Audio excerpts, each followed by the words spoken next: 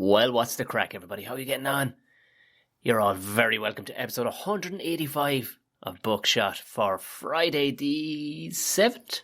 The 7th of May, 2021.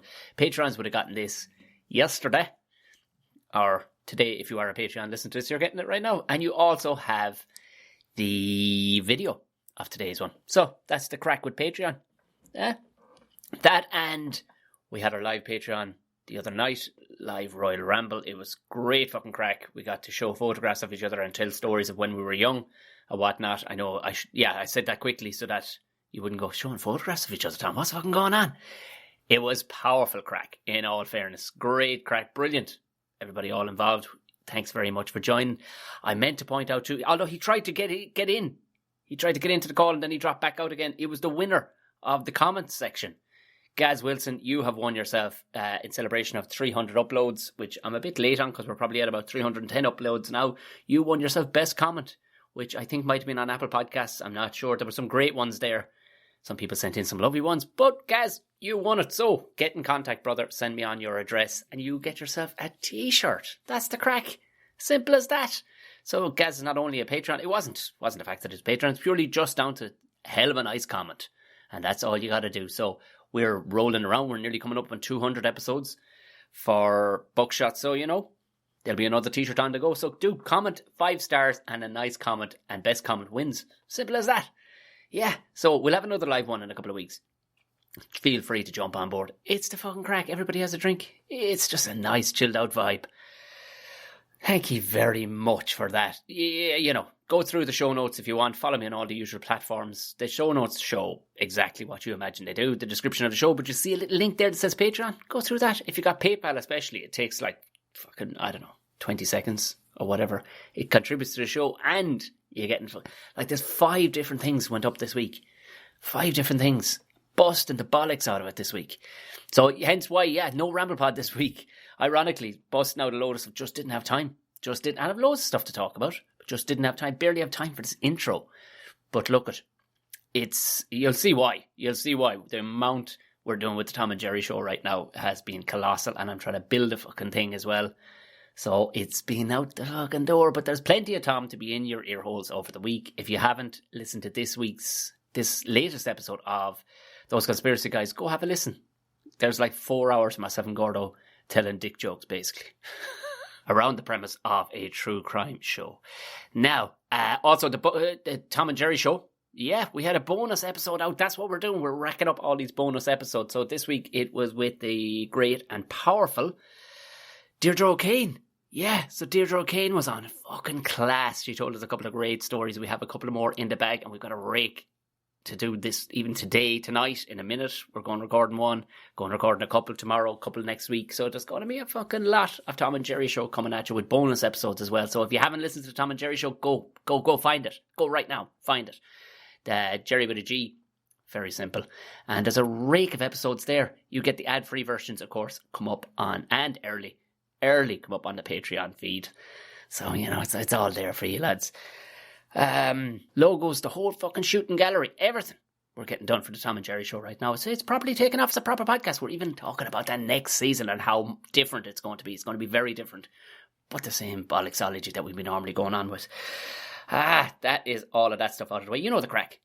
Mostly you're following me at this stage. If you're brand new and you've jumped in, we're going, what is all this? Have a look at the numbers. 184 other guests there.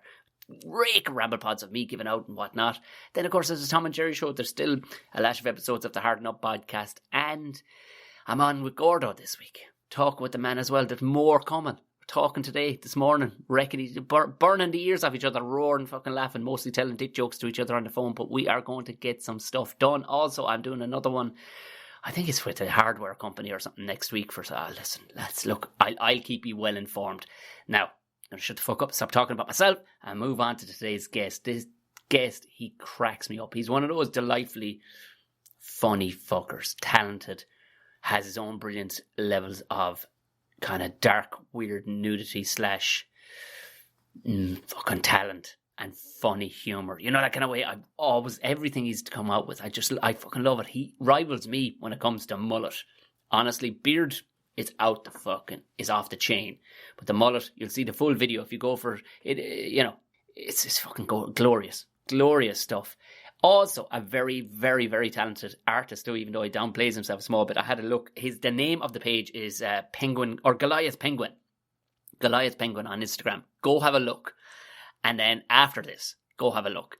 And you can judge. The man is downplaying his talents. I'm definitely going to get him to do a piece for the new studio. Something very, very cool.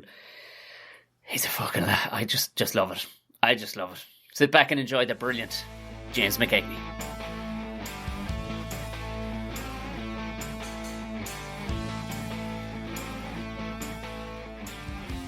I thought we were going. No, I just this glorious stuff.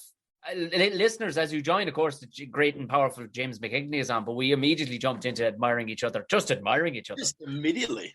It was magnetic, wasn't it? It was just straight out the gate. It was like the hair is amazing. I think the quarantine revealed a lot of people to themselves. Do you know what I mean? I think you're right. Yeah. So many people went for weird haircuts, and I think they just wanted to do it all along. Like, there has forever. I remember tweeting maybe 3 years ago. It was like drunken Saturday night shit, and I just went, you know what? I'm growing a fucking mullet, and at least 5 or 6 blokes about my age all went, I'm fucking doing it too, you know. And yeah. Of course, we never did because society and shit. Like, and then all of a sudden, this thing came around, and the missus was like, "You should go for it, man." And when you get the backing of the missus, she's going, "Go for it." You fucking... There was that 80s soundtrack went off in both our heads as we stared at each other, and I went, yeah, I'm going to grow this bastard, you know. And I said, I can't leave it alone. I got it. And then fucking Tiger King came out like 3 weeks later, and I was like, oh, you're being... Nah, man, fuck it. Fuck's sake, I had literally... My mullet, it's not really much of a mullet anymore, but it has an almost identical origin story. I was listening to a lot of Aussie punk. Yeah. I just started getting into Aussie punk, the chats. The lead singer is this ridiculous mullet, and I was drunk, tweeted, "Fuck this, I'm growing a mullet." And then luckily the pandemic happened, and I was like, Still, though, it's not like either, it's not like we're supposed to be taken too seriously anyway. Like, because I was speaking with Deirdre O'Kane the other day, and immediately she was like, "I fucking love your hair." I said, "I know it's a bit. Is it a bit ridiculous?" She goes, "Tom, you're a fucking comic. It's perfect. Like, yes, it'd be ridiculous if you were a solicitor, for sure it would, but it's." I can you imagine you like requested a lawyer and you walked in a suit. You're like, the only thing is, if I got you, like if you showed up and go, "Oh, that's fucking hell," I go, yes. I mean, I'm probably not going to get off here, but fuck yes, this guy's representing. Right. And I think you're right though. A lot of people bit the bullet and went for it, but I think a lot of people are seeing an end in sight and they're cutting it off. I can't see myself chopping it off. I can't. No, I don't think you should ever chop that off. My hairdresser literally refused to cut it off. Class. Yeah, because I was like, right, you know what? I've had the mullet for a while. I'll maybe just trim the whole way around, leave the top long, and he wouldn't do it. Legend. He was like, "I'm not touching it." I love that. That's like an art. That's like an artist just going, I cannot touch this. This is too fucking beautiful right now. How are you? You're just in from the gym. You were saying you texted me this mad text. You were like, I was buzzed out of my fucking brains on some fucking weird energy drink. What the fuck did you take? Nandrolone? I am not good with caffeine. Okay, right, I'm really not good with caffeine. I can handle tea, and that's about it. And my mate at work goes, "Let's go to the gym," and I was like, "Sweet." And he bought me one of these bastards. Rain. Oh yeah, I've seen. Who brought that out? Was that your man? Was that a bodybuilder brought that out? Some fucking absolute mutant of a cunt brought that out. Probably. I don't know, but it has me so buzzed, and I'm still like, I don't know if you can hear it. I am buzzing. I can hear it. Yeah, I think I can hear your heart beating in your words. Like, yeah, my nipples humming. I remember we did a podcast before that, and I have to catch myself on because I get really wound up on caffeine too. But I gotten caveman coffee for my birthday. Holy shit. And Geddes and the missus came down. And he says, "Hey, while we're down here, we'll just do a podcast." I went, "Yeah, cool. Let's set it up in the kitchen." And I made caveman coffee. And of course, I didn't keep an eye on the amount of coffee I put in the fucking thing. So even he tasted it and went, It's a fine, strong coffee there, Tom. I'm like, yeah, it's not bad. It's not bad. And we polished off like 2 regular mugs. And you could physically, we weren't aware of it at the time, but you could, he said, you have to watch the video of this back. We're like 2 absolute fucking children. It's just ridiculous. The whole way through, we're trying to talk over each other. It genuinely sounds like, in Spotify, or you can actually put somebody at 2x. Like you can put somebody, not crazy, but 2, 3x. And it's fucking bananas to carry on of us. And are you a regular gym goer?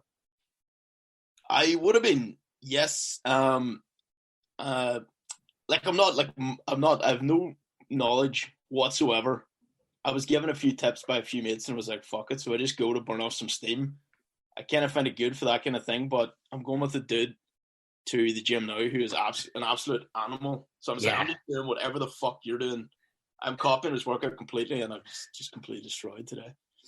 Yeah, so, I can't bring myself to going back to the gym, like to the gym. I used to gym when I played sports. I used to go to the gym a lot for that sport, and then I stopped playing those sports and I was trying to justify that. Then it's like, so I'm just going to go lift some things for no particular reason. Move some stuff to a different part of the room. And I know there's definitely merits in doing it, but I just can't. Like I tried. It was just fucking just a little before lockdown. There's a friend of mine who even has a gym.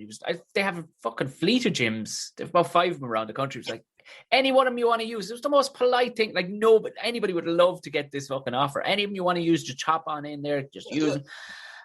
I just went in, and one of his mates who's part co-owner, he kind of put me through my paces and fucking killed me. And I was like, that's cool. Yeah, I remember that. Yeah.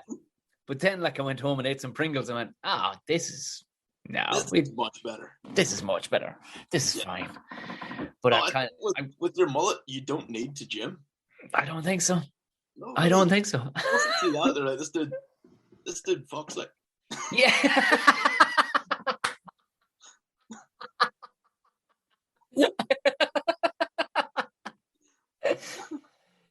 That's exactly what I need. So I need the t-shirt of. That doesn't say it, says it a bit more subtly than that. That just says literally the text on it. I wanted blokes to read it and go, yes, exactly what you're thinking. And then on the back it just said, this dude fucks. He's a fucker. So where are you based? I know I've only met you a handful of times, but you always made me fucking howl laughing because there's a glorious kind of nudity / darkness to you that I can vibe with. You know, that kind of way. It's like, oh yeah, there's a fucking he's warped just like me. It's not for any fucking poster that I ever have to do in the future, if any. Glorious nudity and darkness to this man. There you go.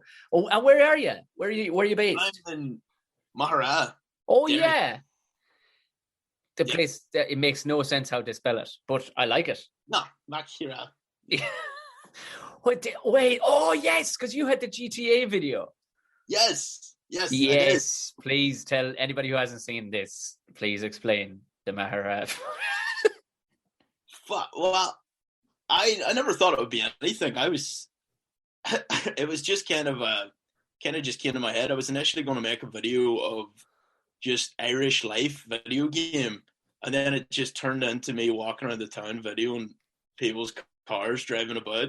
I had a phone sellotaped to the roof of my car at one point, so I was going to try and get the fucking in screen, like just through the dashboard or whatever image. So I was just driving around the town with my phone like fucking duct taped to my car, just sitting up like this, flying through the streets. And yeah, it just became GTA-Maghera. So I just tried to copy the game as closely as possible. I don't know how it came off, but I think it did pretty well, because even my wee sister was made redundant at the start of COVID, and even in her redundancy meeting, her boss was like, "Did your brother make GTA-Maghera?" Fuck off. He was like, "Fuck me!" Like she can't escape it. I fucking love that, like this, because there's such a great following. I've always found that. Like, what county is Maghera in?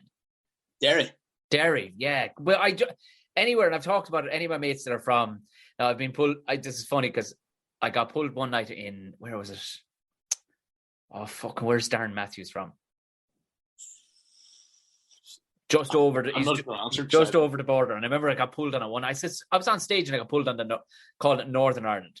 It's north of Ireland. I went, oh, Jesus, right. Excuse me. Fucking, sorry. And then, so no, he didn't. Somebody in the audience did now. And I don't know. I know I'm in this weird cafe doing coffee comedy right now. So I don't, and it was only, I had been referred to me as, by a Cork chap, but he was on last week. He does a lot of political satirical, kind of going after unionists and whatnot from Cork. But it is funny because he bases it as if the whole idealism behind colonialism and how the British took over the world, if it was all based in a flat share in Cork. That's the whole thinking behind it. Like, but he just refused to call it Northern Ireland or even the north of it, just the 6 counties. Jesus. All right. That's all. Fair enough. But what I did find was that the brilliant people are. I don't know whether you probably, as they say, profit in your own fucking town or whatever. But I find people are brilliant to follow stuff that lads are putting out up there. Like, yeah, fucking the people up here are great. Like some of the stuff coming out, obviously, there's like Geddes, Shane, McCartney. Literally the whole Woodsy, Dave Elliott, fucking the whole squad is just McCanny as well. Like everybody has just put out great stuff, and it's just it kind of keeps you on your toes. And you see a video drop from them, you're like, right, I need to get back to work. Great, that's what I mean? It's great. It really does keep you fired up. And I think that's why. I think that's another reason why I like gigging so much, because I was probably one of the most frequent lads to be going up, like, because, well, one, I got booked a lot, but also I get up there. Well, and as I said in the podcast last night, I'm going, can you give any tips to anybody up and coming? I went, just be sound and show up on time. After that, I don't know what else to fucking tell you. That's it. That's all I got. Just be sound and show up. And it literally, that's the main reason why I get booked to do gigs. I sound and he shows up on time. Like that. Everything after that is negligible. Like, but I'd show up. I would play any gigs. I'd always get up fucking an hour before the show, even if I'm closing. It's like, I don't, because the lads, there's a good vibe up here, and there's a proper kind of fucking nearly industry good crack fucking team. That kind of way where you don't really feel that down here. Like, I suppose we're all spread out a fair bit too, but you don't feel that you're, and also making videos and stuff like that. There is not the want. Like when you see, they're like the one, like for smart, like for the want of a better phrase, for smart comedy, like the stuff you're doing, even though, you're laughing, you're going, yeah, but there's parts of it that are absolutely foul, but it is, you still had to put a lot of thought into it. You know what I mean? It's comedy at a dark comedy can be some of the hardest shit to do because you still got to make it funny, even if it's warped, You can't be, I'm going to string together the worst sentence I've ever thought of and be like, that's it, that's the joke. It's like you have to have something there, like. Oh yeah. A lot of people think as well, if you're saying nothing but dark stuff, they're like, they like it's easy to get sick of it. I think. If you really don't do it right. Yeah, because I often wonder, like when you do, like you have your, like, do people completely misinterpret it, even though they're still trying to be fans? That kind of way. I think I don't know what. I honestly don't know what way people interpret the stuff I put out, but I think when I first started doing stand-up, I didn't know how to deliver some of it properly. Of course, yeah. So it just came out. They're like, "Oh, this guy's just being fucking sick," or I don't know what he's trying to do. It just didn't work. Like from time to time, and then every so often it would work. And I was like, "Well, how did that work?" But I think it's just all in the. I just had to learn how to deliver it properly, basically. Yeah, Jesus Christ! I mean, if you. Again, like as I said, it's difficult enough with stuff that might be a bit warped or dark. But anybody walking up first day, and you know yourself, you look back in a year's time and go, "The fuck was I on about?" Jesus Christ! But but what did take me back then? Like where twisting off the ground, you licked this stuff, being handy at creative. Like, what did you study? Oh, sir, I did marketing. Did you? Yeah, I did marketing because we were in school, and the whole hype around school was to get to the Holylands. Okay, yeah. But that was it. That was the only like kind of thought put into it. I was seeing a course. I was like, I'll do that. They accepted me. I was like, sweet, let's go to Belfast. I didn't have any thought about Just career. to clarify this for any of our American listeners or whatnot, the Holy Lands is not actually Israel. It's not. James McKegney did not convert to, I didn't explain that well. No, to be fair, no, you don't. I 40 to 50% of my listenership is in the greater northern half of this island. Right, okay. But we do get quite a lot of listeners from abroad, and the amount of times they'll ask a question on things like, or they go, oh yeah, but a lot of time they know, but when you get real niche, like the Holy Lands, I love the idea that your school was so dedicated to Judaism. You were all Jewish. And it was just like, yes, fucking Orthodox. Yeah, baby. The Holy Lands is it only student accommodation like? No, there is unfortunate souls that choose to live there. Some of them seem to love it. What? Like grown people. Oh, that's creepy now. Yeah, and then there's just other people that seem to be completely wound up by the whole situation. And the students will be partying and they'll just be outside be like, shut the fuck up. Like they just like hate it. Like but so, the Holy Lands is sofas out in the street kind of stuff, isn't it? Yeah. Sofas out in the street, burning your bin for warmth. Kind of anything goes. It is madness. It's full madness for 3 years. Yeah, it does not make sense to have students there. You know what I mean? Like when we went to college, the student accommodation. Now we've just never stayed in it because it was just heaven forbid you'd want to have a sandwich because some content have your sandwich gone. You know what I mean? It was just, but it was nearly all a student village where they kept everybody, and they literally could keep you in there. Like, but it made sense because then carnage could happen and nobody saw it. You know, but the Holy Lands to me, as a grown ass man now, sounds like fucking hell on legs. Like great crack, maybe two nights, great crack. But to actually live there, fuck. Yeah, to live there, it's like it's equal parts terrifying and the most liberating situation you could be a part of. Because, beautiful. Yeah, because you're waking up, it could be at any time of the day, straight away, rolling a bang, off into the world in a full, say, reindeer onesie, and straight to uni. Someone's throwing a cock in your face. It's fine. You can go into the spar. It's just a constant chaos that's totally liberating in a way. You're kind of living inside a crazy fucking Disney story, really, aren't you? Like you are a real demented Disney story. Oh, that one where Alice got a fucking cock drawn on her head. Yes, of course. Yeah, I remember it well. Where the acid didn't wear off. It's just nightmarish. And amazing. Did you stick with just love the idea that you hit up from Maghera, nice, tidy, fresh face boy with a check shirt on, you know, whistling Hit the Diff, and in you go, and all of a sudden, you know, fucking Black Sabbath drops, and it's like, let's do this. The pupils dilate. Your world is completely different now. Yeah, no, it's like, I don't know, it's like a crash course on like kind of life just for 2 straight years. Or however long you live there. I only lived there 2 years. I couldn't handle any further than that. Like, I love that 2 straight years, and then you do 2 homoerotic years immediately afterwards. Yeah, no, I just had to get out of there. I was done. Yeah, see, that's it. Like even as a young fella, like you were 18, 19, kid, you know, going, lads, I'm burnt out at 20. I was completely done. I was like, this is it. I'm out. I tapped out. What was the outcome of marketing then? Like, did you head into the marketing world, or as they say in South Dublin, marketing? Marketing? No, I didn't. Not for a fucking second. Not for a second. I got my degree and immediately goes, I don't want a fucking job. So I randomly taught myself how to spray paint like stencils on canvases. Right.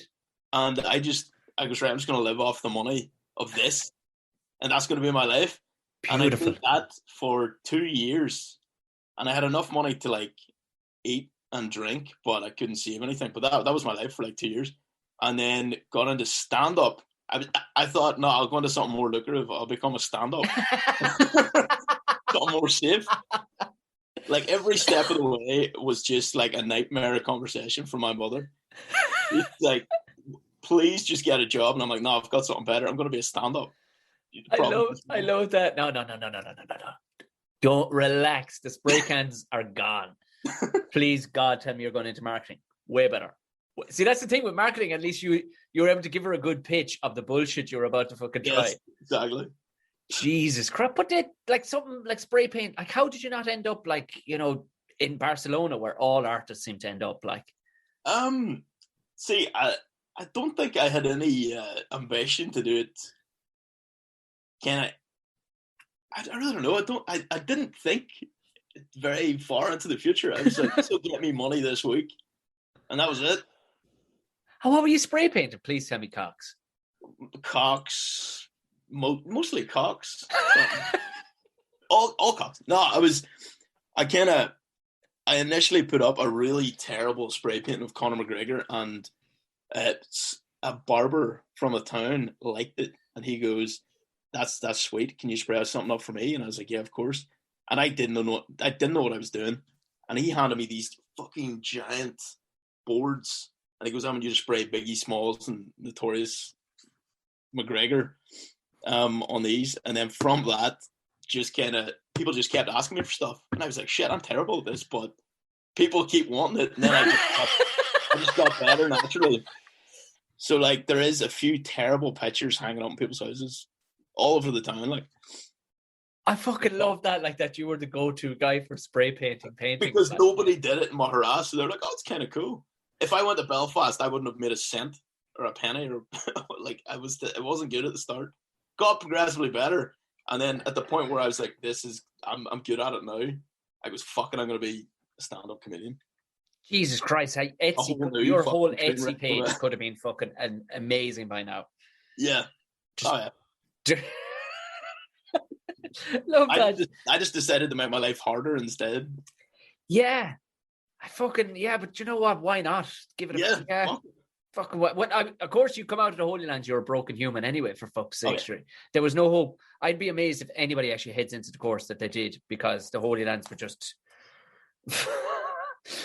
I would be amazed if anyone knew what course they even did by the end of their experience in the Holylands. Because one of the sketches, it brought just, when your phone just knows that you're going to be talking to somebody or you mention somebody's name, and I hadn't seen it in ages, but it was the one where it was a fake taxi, and it's kind of that moment, that sketch where you did, and that hadn't popped up in a long time. Like, that was with William Thompson, wasn't it? Yeah. Playing a really good Arlene in all fairness. Yeah, amazing. He killed it. Yeah, a really good Arlene, but it was like that. But it was I just because for a moment I was thinking maybe he's not as foul as I am. Oh wait, look at this sketch. It just, and you mentioned nothing about fake taxi bar the logo down the bottom, like. And if you know, you know. That was it. I keep it. Don't mention it, and just see if people catch on. And luckily they did. Like, I like sketches I got where there's just a hidden little nugget in it. Like, yeah. And they like the ones through locked. Like, surely were you doing this back at home? Like, what's your parents' reaction or your mother's reaction at least to this? Initially, it was weird because, especially when I first started making skits, because I would just be walking around talking to myself. Yeah. And shouting stuff and all sorts of, like, just buying weird props, like constantly weird props would just be showing up to the house. Oh, please give us an example of a few, because let me even think. I had a pigeon. There was a fake pigeon that we then used on a fucking, what was it? Stand-up night or sketch comedy night that would end up getting its head sawed off. And there's the milkman hat. Like, I have an assortment of hats on top of my cupboard. There's any hat you can think of: milkman, cowboy, the wee helicopter hat with the blades on top. Got 3 different size Mexican sombreros. Got wigs. Like, sometimes I'd be driving back from sketches and I would just have like wigs and everything in the back of my car. If I was ever pulled over, they were like, "This guy is a serial killer." He has just killed someone. Because that milkman hat is way too good. Oh yeah, it's fucking great. It's way too good. There's like, there's a lot of this guy fucks. You know what I mean? If he's got a hat like that. See, I'll see things like that. I seen a picture of somebody. I think it was Post Malone wearing that Milkman hat. Of course. And I just seen that and goes, I'm buying that. I don't know what for, but I will use it. And then I just kind of lay dormant in my house. And me and my mate Peter, he's the guy who filmed like my most recent sketches. Yeah. He's like a camera wizard. And we went over to his house and I was just like, I just want to do something with green screen. Yeah. Perfect, let's do something with green screen. And we kind of sat there and we're like, landed on Joe Rogan. And the way over to his house, like, I didn't know what we were going to do, but I just grabbed the Milkman hat. I was like, oh, maybe we'll do something with this. Yeah. And then we got to his house, and that night just kind of wrote the Joe Rogan kind of sketch. And I was like, right, fucking I'm a milkman. This is all I have. We have to make it about a milkman. And then that's what came of it. So I buy kind of weird shit just in the hopes that someday we'll turn into a sketch. But the beauty of like the Rogan one, like, fuck me, I looked and looked again because it is shot that well. Like the lighting is impeccable back and forth, isn't it? He's good. Like it's like as soon as we got there, as soon as we started shooting the sketch, he was like, "No, you have to sit here. The light has to be here." He thought of everything. Yeah, his like editing was flawless. Oh God, it was so good. Oh, it's so brilliantly fucking awkward. Like we threw it and read it, and so many people were like, "Holy shit! I thought this was real" for like a minute. Really? Yeah. Yes. I know. It actually worked. Exactly what I wanted to hear. Like. Oh, brilliant! That was great. Fuck, I've no concept of Reddit bar when I go looking for some weird news, when I want some weird shit. That was the first video I'd ever. I never thought of Reddit either, but then we were just looking at it, and there was Joe Rogan forums with like thousands and thousands of people. So I was like, "Fuck it, let's throw it on the Joe Rogan forum." We threw it on there, and it just blew up. And then we linked it to YouTube, so it blew up on YouTube as well. So it was just like it worked really well for it. I mean, when you're walking over, because it seemed like you had it properly where it worked out. Like Joe was saying things, Joe's obviously speaking to you, and you're like, that makes no sense at all. That's, It was written in like an hour or two, maybe, because we just kept playing the podcast on loop, and then every time he said something, I was like, I'll respond this to that, or I'll do this to that. So we were writing the script on a fucking letter, on the back of an Ulster Bank letter or something like that. There. That's so rock and roll, isn't it? Like, it was cool, yeah. Yeah. This one's going to be good. Didn't write it, didn't type it out, like didn't actually, on the back of a fucking fag box or something like that. Whatever you can get your hands on. On a tampon or something like that. It was those are the best. Yeah, exactly. I think you just know something's gonna hit. You're like, this is gonna do well. Oh, but it looks so slick too, like on top. But so it didn't take away from any of the weird shit, the brilliantly weird shit you were saying, like about milking cats, Yeah. But I think the majority of it is his editing is so good that I was like, when he sent it to me, I was like, that was fucking great. Yeah, isn't that so nice? Like that, you knew it was going to be funny, but you were like, yeah, your expectations are set at a certain level. When you see almost movie, TV standard of editing, then you're like, oh, thank Christ, because that's that's dream stuff like that. It came out exactly as I hoped. Like, I was pleased. The first one he did for me was he messaged me going, "Man, I'm doing nothing but corporate stuff. It's boring as shit. Do you have anything weird we can film?" Oh, amazing! I know, it's perfect. So I was like, I've got a Pope costume. Do you want to go to Laporte? Yeah. We just went to Laporte, dressed up as the Pope, and just videoed it the whole day. Didn't even know what it was going to be until the end of the day. We're like, all right, it's his fucking birthday. That's the whole sketch. It's the Pope's birthday. His smoking fags running around fucking... Where was it? Port what? Which one? Portrush. Yeah. Is Portrush... That's the... Is that what... Because did fucking No, it was Port... I was trying to think what McCartney did one on. He might have did it in Portrush or Port Stewart. I think we did ours in Portrush. He may have also done it in Portrush. It could have been Portrush, but his whole thing was that it was, a Catholic's haven, like, you know what I mean? Like, yeah, it is. Yep. I love that. Yes, it is in phases.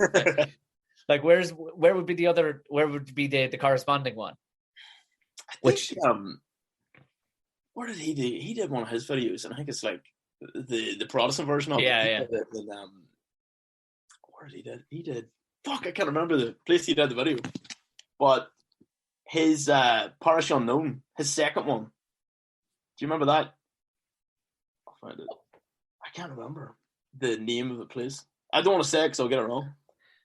But effectively, it's the Protestant version of the. Is it? Yeah, because it would have been it would just send the priest out around the fucking place to see what, or the Pope. But it's beautiful. He's in such a, there's a beautiful fucking weirdness to it that I really, it's like, oh yeah, James is definitely on board here. He's fucking worked like the rest of us. Because there is like, there's that acceptance of darkness amongst nearly all the lads. Do you know what I mean? Isn't it? There's, and where does that go? I wonder where that comes from. Where it's just like, is it from drinking Buckfast from a young age or something? It just breaks something in your brain that goes, darkness is the way forward. Darkness is good. Did you start drinking young? Oh Christ, yeah. I think it was the first drink. I was probably about 13 or 14. Yep, same.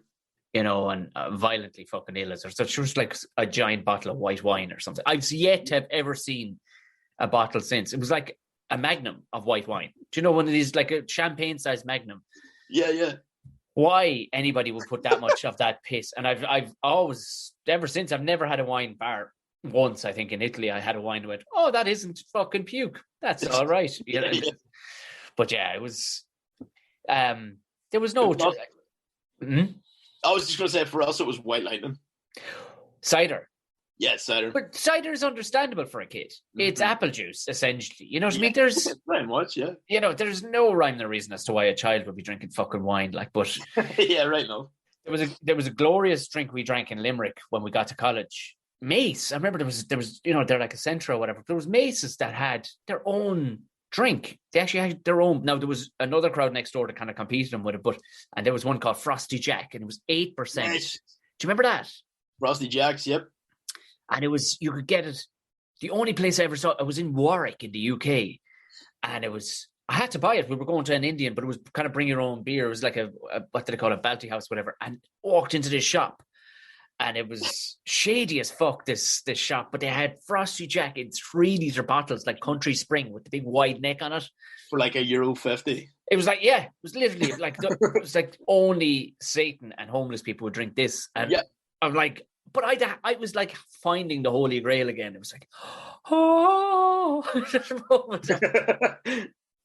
what the fuck I was doing? Sure, I was poison drunk halfway down the bottle. Like, it was, I mean, it got me to where I needed to go, but it was, it got you there quick. Yeah, it's fucking not a healthy sign. Like, but Mace did their own tequila, I remember. Holy shit. Yeah, 10 euros a bottle of tequila. Yeah, no, what? It was beyond disgusting. Beyond disgusting. But that's not something you concern yourself with when you're 19. Oh. You know, you don't. You just don't, like. Oh, we used to like drink White Lightning, spin around and shine a torch in our eyes, thinking this is how you get drunk. And I don't even know if we were drunk half the time or just extremely dizzy and kind of, yeah.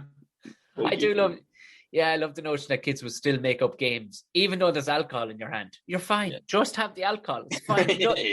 Nothing else is fucking needed from this further.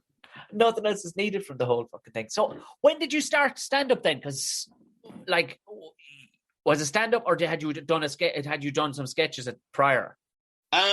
Stand-up. I would always use like Facebook just to post stupid shit. Exactly. Like some kind of creative outlet. For whatever reason, just kind of always used to make weird ass videos. Like, we'd come in drunk and be like, let's video ourselves making tea and toast with circus music on in the background. And that was like the video. And we thought it was great.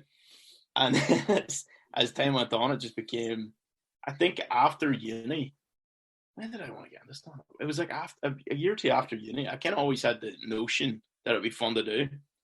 And then a year or two after uni, met Mark McCartney at an open mic. Yeah.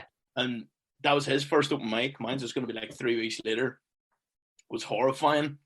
The disaster. And then we like joined a How to Do stand-up group. Oh, did you? Yeah.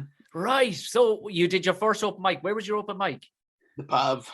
Oh, lovely. Yeah, Glorious pub. yeah, lovely. A sea of about 3 people. Amazing. Yeah, as And it should then be. we joined this group mainly just to see other people looking to pursue stand-up and talk to them.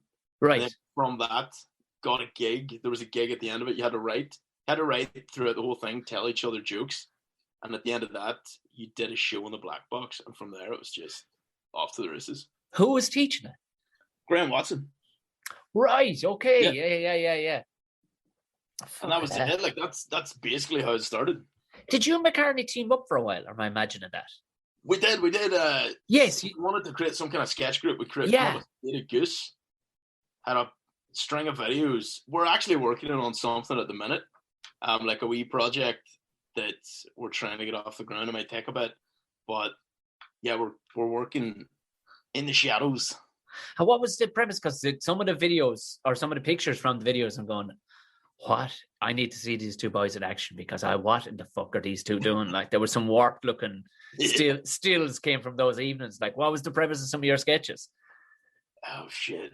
One of the sketches was we were a couple of fellas looking to, I think it was rob ATM. We were robbing ATMs. We were one of the sketches was we were a couple of rappers, country rappers, out on Tinder to bang old ladies, and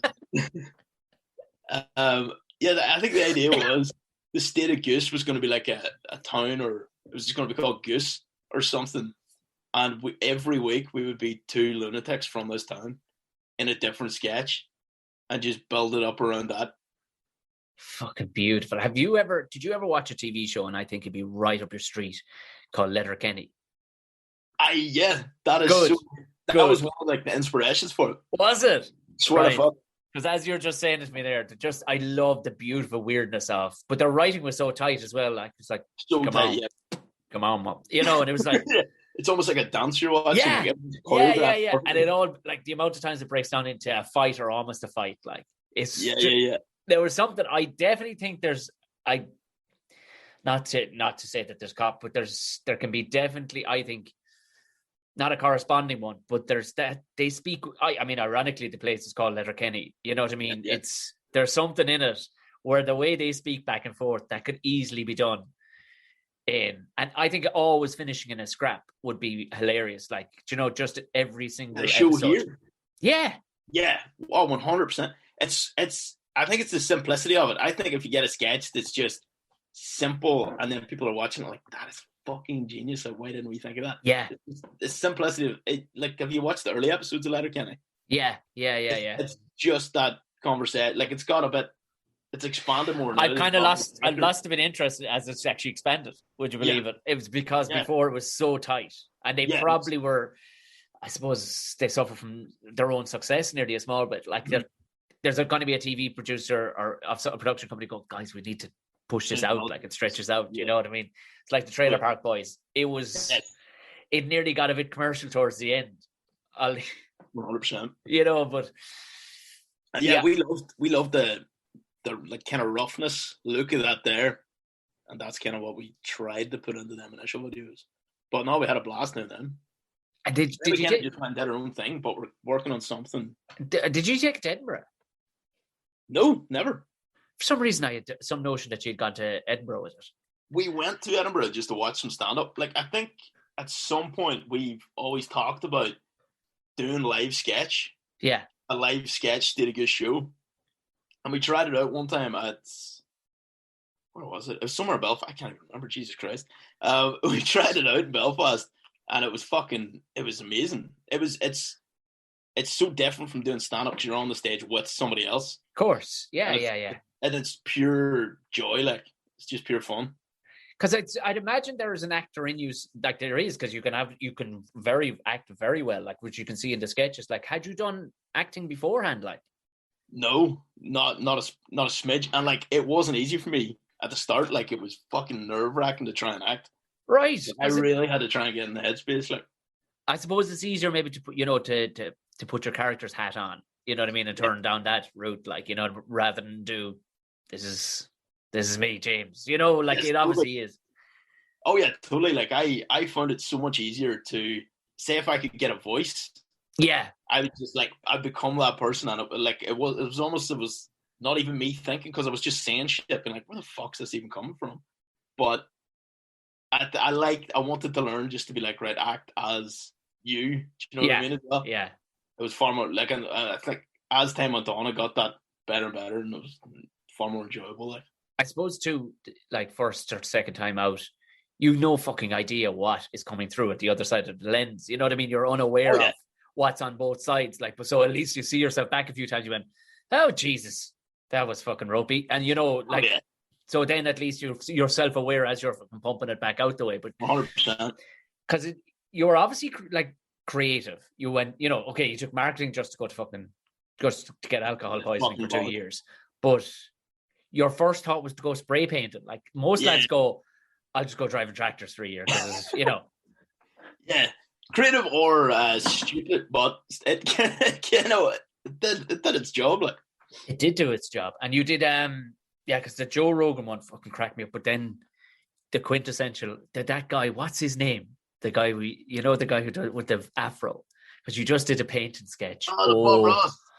Oh my god! Because Bob would be on when I come in from school, like, and I just couldn't work out. There's something weird about Bob, but for some reason I love Bob. Strange. It was we watched so much Bob Ross. It felt like we were on like some weird acid trip at the end of the day. Like, Yeah. just listening to the way he speaks. Oh, here we go now. Here we go, and he's just tapping away. And but I, for anybody who hasn't seen it, go find James' fucking painting sketch like Bob Ross. And it's your heavy breathing as well. Oh yeah, Is the mic he had just picked up absolutely everything, so it was just fucking perfect. We were oh like, just keep this going, and every so often drop some darkness, but just keep the mood up. And it's a track. It's 22 minutes long. Like, we made it just for us. Like, we were like, this is just for the fun of it, and if people enjoy it, that's fine. But yeah, it's a long one. Like, it's a full episode of Pin.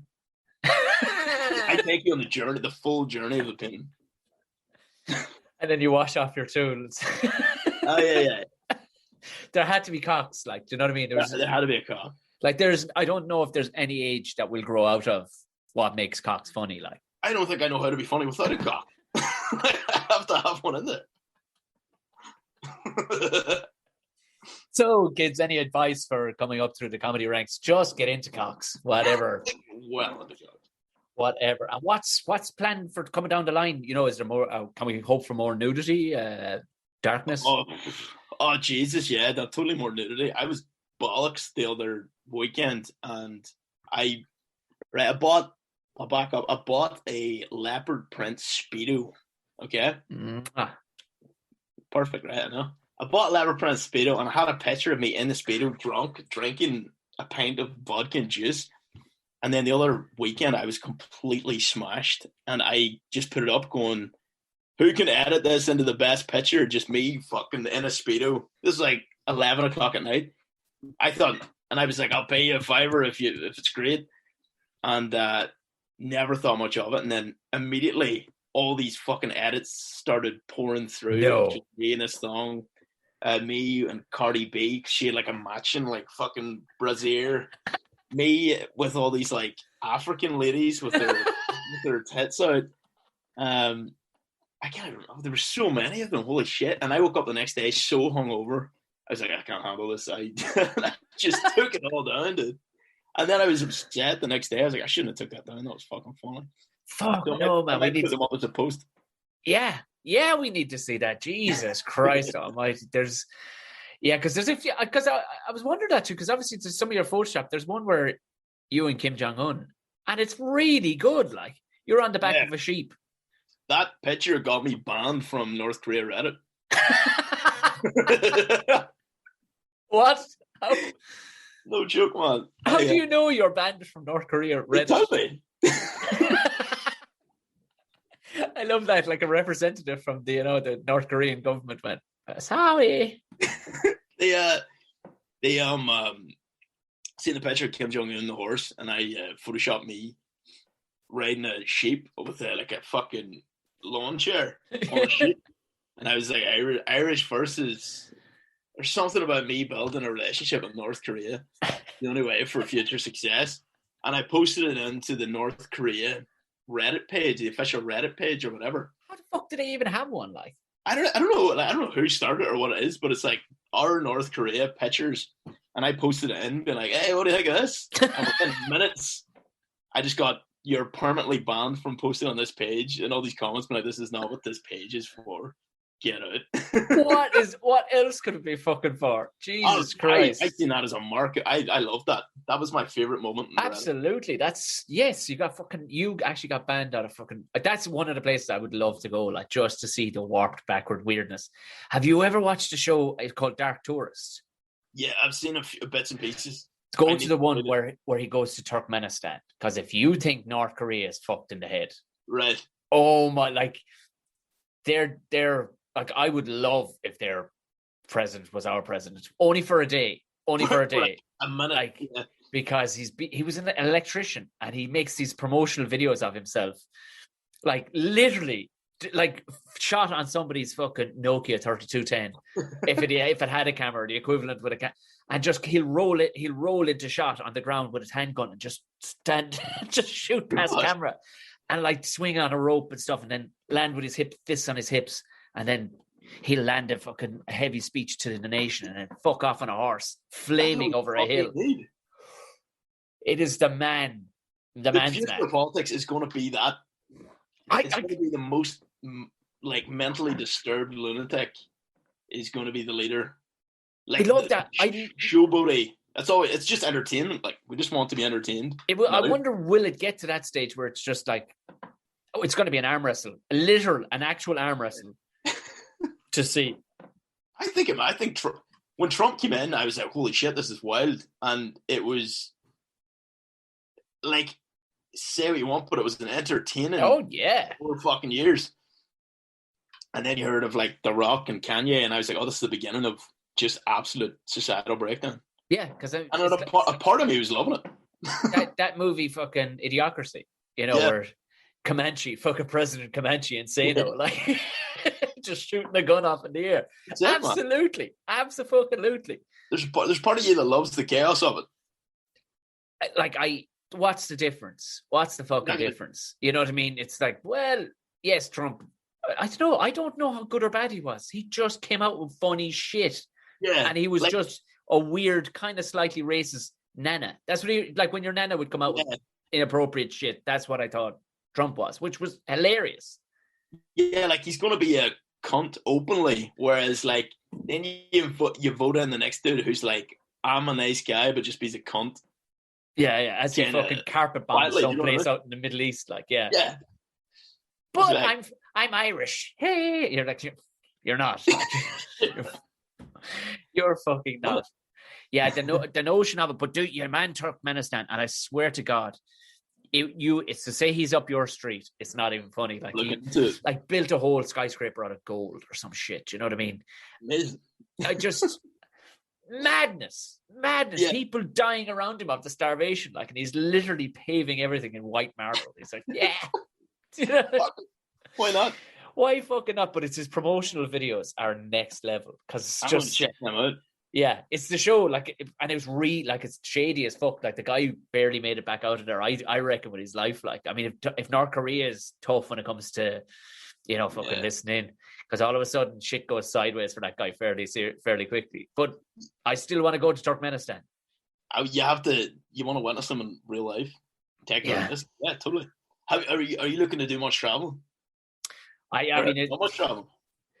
I would. I mean, as soon as we, things roll back to normal, like, I was supposed to go to, in 2020, we were lining up to do, I was doing a one-man play that was to tour. Fuck yeah. Yeah. Well, it was a play that I did the year previous. It's an American play called Defending the Caveman. And we toured it already. I remember seeing something about a poster about that, actually. Yeah. And it's a long-running American play, but it's in like 40-odd countries around the world. Like, it did really well in Mexico. Weird, it's running for the last 20 years straight in Berlin, I think. Bizarre things, like, but they allowed me to modify it for the Irish market or whatever. And the plan was, we did a kind of suck it and see 22 theatre tour in 2019, And it went grand, like the numbers wise and everything. Like they were, oh Jesus, yeah, this is fine, because the lads are big producers. They have the money. They weren't banking on it that run making them all. They were like, no, this is a suck and see kind of a play. Like, and once it goes grand, let's go around again. And that was the plan. We had booked out a theatre for 4 weeks in Dublin, 400-seater. We were gonna fucking, like, literally there was going to be a 40-foot high tom on the quays in Dublin. Like it was, and then. Are you gonna do it again when this opens up? That's the hope. Right. They want, because the lads they can sit on it. Like they have huge plays on their books, like that are much bigger than my one. But that's the plan, is to, they were talking about me going to the UK with it and stuff, but just around that time as well, I was supposed to, just at the beginning of the pandemic, I was supposed to be going to Malaysia gigging. I was going, this is gonna be wild to see what the fuck this place is. Yeah. Just to see what this place is like. But I've gigged a fair bit around Europe at least, but I would like to see the Far East, to see what we dealing with down there. What's up? I think I'm the exact same. I think we did a show. Our last show was London, and us lads. Oh yeah, for St. Patrick's Day, was it? Yeah, 5 or 6 of us just went to London. I was like, that was so much fun. So we were talking about taking the Irishman show just all over Europe and just having a blast, like traveling. Oh yeah, and you will like 100%. That's what I want to do. Also, as soon as the lockdown happened, I was like, right, as soon as this is over, I'm going to get a job. As soon as this is over, going to Thailand for months on end to just, I don't know, just like to live kind of wildly for a while.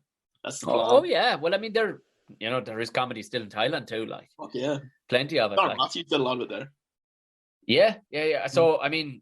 And also, you can live for fucking nothing, and you can get weird. Oh yeah, not saying you got to get pedo weird, but you can get weird. You know weird. What I mean? I want to kind of go missing, and do you know, like at the end of Batman, where Alfred just sees Bruce at the random cafe?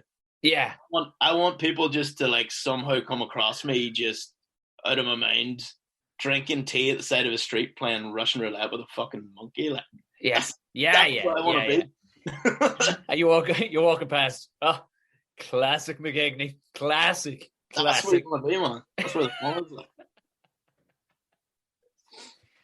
Brilliant stuff. Look, I won't take any more of your time, and that rain is probably fucking running out of you right now at the minute. Like, but I'm being held together by a thread. Good man with nobility of that fucking beard. It's just been the most hair enthusiastic podcast I think I've ever done. I've been I can't take my eyes off you the whole way through this fucking this episode. You're a gorgeous man. Thank you very, very much for coming on board, dude. Yeah, where do you post best? I suppose because Instagram probably was same with all of us. I'd put up links to where people can find you. You'll see possibly one of the finest. Who did the artwork? Was that Lonesome Buckaroo? Dude, Lonesome Buckaroo. It was so weird because I actually thought that was a guy I went to school with. So I was like, hey, he kind of looks like a guy I went to school with and he's doing lots of cool art. So I would message him and be like, man, that work's amazing. And then one day he messaged me back going, oh, you've kind of like a weird kind of hairdo going on. Do you want me to draw you? And I was like, yeah. So I sent him all these pictures, and then he sent me pictures back. This fucking awesome picture. Incredible stuff. He drew it in like a day, and then he goes, I'll color it, and then had it colored in like half an hour.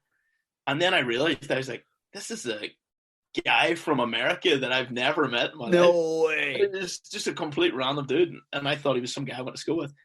But yeah, ended up just becoming mates with this dude, and he's this phenomenal artist, Lonesome Buckaroo. Shout out, Lonesome Buckaroo. Absolutely fucking class. I might get onto him myself now that I've developed a barnet and a mustache. Ready for it. Perfect. You'll love it. Brilliant. James, you're absolute champion. Right. Go have a lie down after the hopefully see you fucking soon. I'll be up the road to see you soon enough. 100%, dude. You too. My thanks again to James. Good on you. Like I said, Goliath Penguin. Go have a look now and see what he describes as not being too bad. It's tasty as shit. Absolute legend. Follow him on whatever platforms you want to follow him on. You won't find anybody else but him. Have a look at the Joe Rogan one. Oh my god, is it good. Fucking hell, it's class. Brilliant stuff. Great. That has been episode 185 of Buckshot. If you want to support the podcast, you know what to do. It's Patreon. It's down in the show notes. You get all this added stuff extra. It's what I do. Pumping it out good. We're going to have another live podcast in a couple of weeks' time. One more time, the winner of the best comments selection for the 300 upload was, of course, Gaz Wilson. So, Gaz, get in contact, man. Get in contact with your address, and I'll bang you over a t-shirt. There will, of course, be another one for the 200 episode, which is coming up in only 15 episodes' time. Best comment wins himself a t-shirt. Go check out the Tom and Jerry Show too. We have a brand new episode coming out Monday morning, as well as that following Thursday. We're going to have another bonus episode, but I will get out a Ramble Pod between now and then. Apologies. I have loads to talk about, lads, but I just didn't have the time. Oh, Jesus Christ. I'll keep you up to date with any other podcasts I'm going to be on, because I know I'm going to be on one or two more, I think, next week. Fuck me, I'm never out of your ears at this stage. It's some sort of weird subliminal shit. Listen, go on away. Enjoy the rest of the weekend. I'll talk to you again on Monday. Good luck.